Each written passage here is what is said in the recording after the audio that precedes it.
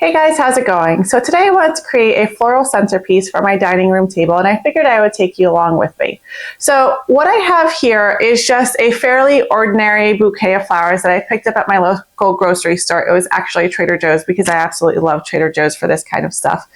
And it's a very simple, ordinary bouquet. So I have just a pre-made bouquet with some different roses and mums in here. And then to add to it, I also have a bunch more mums that I picked up, some Star of Bethlehem, some red carnations, and some St. John's wort for some added texture. So really nothing exquisite, nothing out of the ordinary, nothing too expensive. In fact, all of these flowers right here cost me a total of around $45. I also foraged my garden for some evergreens because I really like the texture, and I feel like evergreens are really what makes an arrangement feel really Christmassy and appropriate for the holidays. So I'm going to be adding this to the arrangement as well. Now, if you guys like to pick up these pre-made floral bouquets and just stick them into a vase and call it a day, there's absolutely nothing wrong with that. That looks really pretty too. But I really like to go ahead and spend a little bit of extra time and kind of romance the ordinary. So let's go ahead and get started. Now, I am not a professional florist. I don't know the elements of floral design, but what I do know is the same elements that would apply to something like your home or your garden would still apply to something like putting a fresh bouquet of flowers together. And that's really sticking to the concept of layering as well as rhythm and repetition of flowers and color to make the entire look cohesive. So I've really stuck to reds and whites and greens in terms of the color palette, and I've kept the choices of flowers very, very simple. Again, if you have a lot of different flowers, a lot of different textures, and a lot of different colors, your eye doesn't know where to go, and it just ends up looking very, very busy. The other thing that I have found to be imperative to make floral arrangements look really, really pretty is making sure that you have enough fillers. So fillers in this case would be like this evergreen that I'm using or this St. John's wort, so that it isn't just a lot of flowers. A ton of flowers look beautiful too, but it can also very quickly get to be looking a little too busy. I'm gonna stick these in the sink. The other thing that you wanna think through is the shape of the table that it's going to be on. So if you have an elongated table, you want an arrangement or a centerpiece that is also going to be elongated. Sticking something that's round in the middle of a long table or an oval table or a rectangular table is going to look a little bit odd and is going to be a little bit off. Vice versa, if you have a round table, you're going to want a round centerpiece or a round floral arrangement. In this case, my dining room table is more of an oval shape. So I have these bowls that I got. So this one I actually inherited from my husband's grandmother. It's glass. This one is a cast iron one that I bought off of Terrain a number of years ago. Both of them elongated. I'm not quite sure which one I'm going to go with. I think I might go with the cast iron one for now and utilize that. So the other thing that you want to think through is how you're going to use your centerpiece. So obviously it's going to sit at the center of your table, but if you're going to serve dinner around it, are you going to leave the centerpiece on while people are eating, or are you going to take it off and move it to a different location? I like to leave the centerpiece on because we serve our meal on a separate table that everyone helps himself off of and then goes and sits down at the dining room table. So I like to leave my centerpiece on. That means that the centerpiece either needs to be very, very low so you can talk to people across the table, or the base of the centerpiece needs to be very thin and very high with all the bulk being at the top so that, again, people can sit across and talk to each other. If your centerpiece is tall and it's just overtakes the table, I would recommend making sure that you can take that centerpiece off and have somewhere else to put it. Otherwise, your guests are just not going to be able to speak to each other or see each other across the table. I've made that mistake before. All right, so I have this low-footed bowl And I am using, all I did was I cut some chicken wire that I used from the backyard and I made it into a bit of a ball. And this is what is going to hold my structure in place. Now, because these are shallow, I am going to have to regularly check the water in here because the water will obviously dry out a lot faster than if you had a much deeper ball. That's just common sense, but something to keep in the back of your head. The good thing is with these common flowers is they last a really long time. So they will last me a minimum of a week and could potentially go on even longer than that, just as long as I keep an eye on them and I take care of them. So I'm going to fill them with a little bit of water.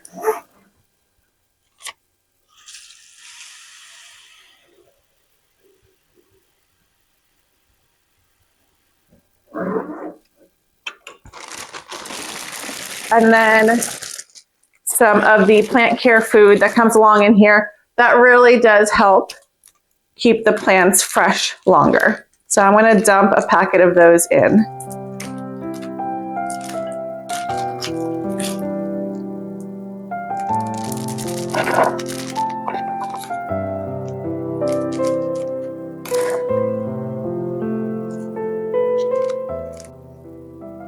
Now the first layer that I always start with is going to be my fillers. So for me, that's going to be these evergreens. So I want to make sure that the top of this sits relatively low and then it comes out more on the side. So it's a lot bulkier on the sides, not so much on the top. I also want to make sure that it's not too wide because my table tends to sit a little bit narrower. So I want the bulk of the evergreens really drooping out off the sides of the container the way the table runs.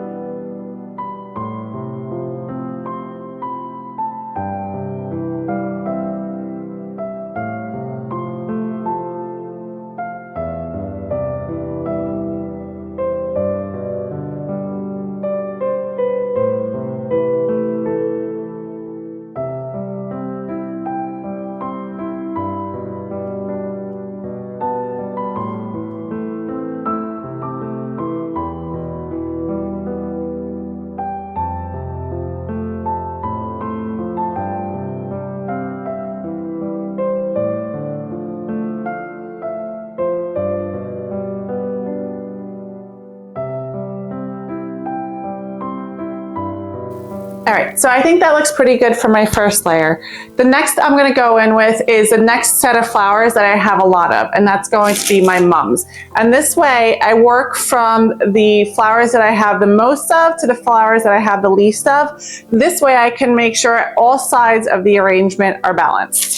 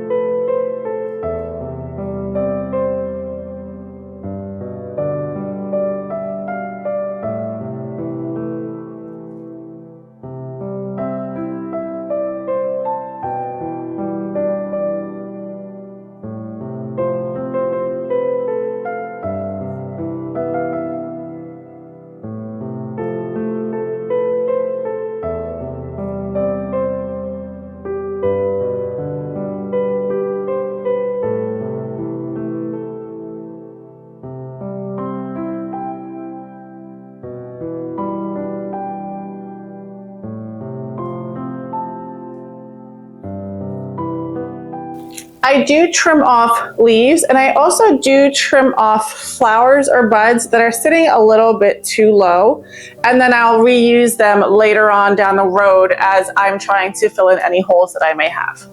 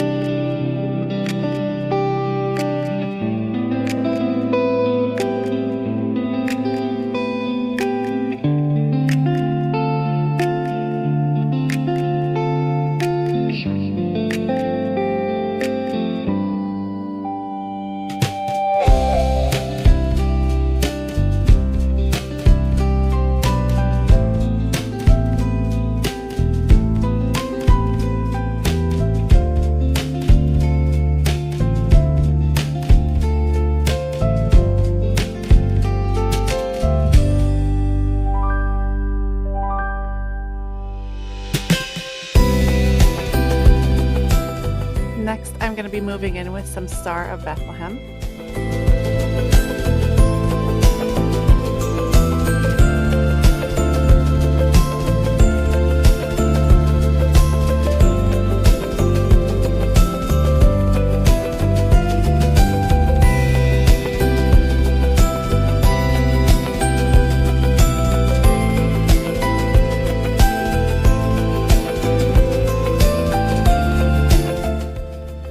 Of the flowers that I have remaining, I have the most of St. John's wort, but since I'm going to be using that as a different type of filler, I'm going to save that towards the end of the arrangement because it adds a different texture to it. What I'm going to use next is a pre-made floral arrangement, and what I'm doing here is I'm taking the rose and twisting it in my hand to make the bud actually appear a little bit fuller. You can actually manipulate the petals of the rose to make them a little bit more full in the arrangement and a little bit more unique.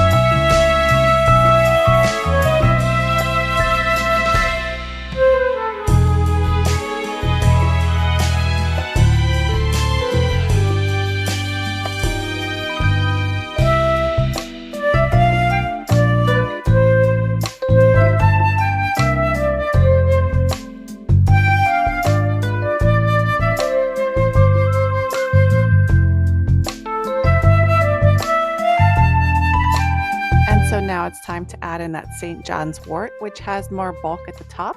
So I'm just tucking it into places that have a little bit more space between the flowers.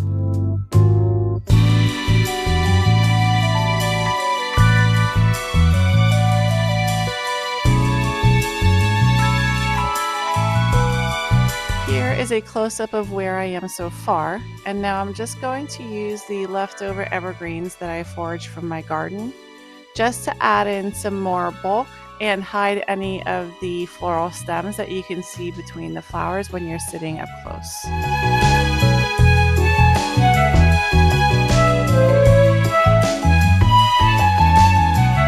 Obvious, but still I'm going to state it because it's very important. I'm taking care to trim off all the leaves on the last 3/4 of the branch so I can really make sure that I'm tucking the branch all the way down into the water, because really I just want the bulk of the greenery at the top, and if you leave any of the greenery towards the bottom, it's not going to fit because it's so densely packed with the rest of the flowers.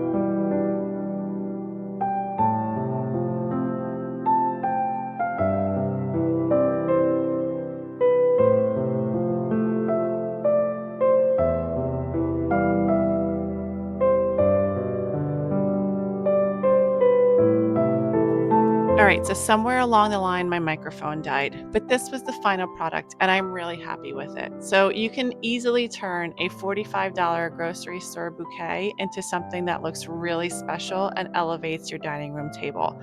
All you need is a couple candlesticks flanking the sides of this. I hope you guys found this helpful. Make sure to like and subscribe and share with your friends, and I'll see you guys in the next one. Bye.